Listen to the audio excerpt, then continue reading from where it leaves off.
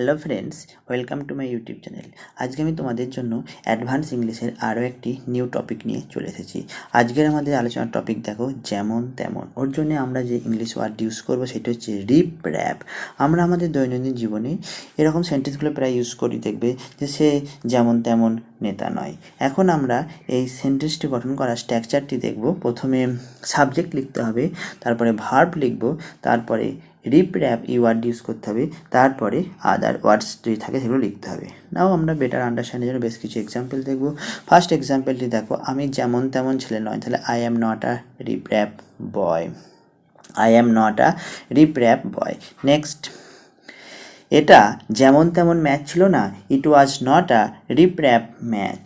It was not a riffraff match, অর্থাৎ বোঝা যাচ্ছে ম্যাচটা খুবই গুরুত্বপূর্ণ একটা ম্যাচ ছিল। নেক্সট, তার বোন যেমন তেমন মেয়ে নয়, তাহলে his sister is not a riffraff girl.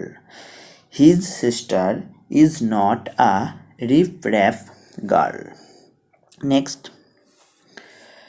সে যেমন তেমন খেলোয়াড় নয়, he is not a riffraff player.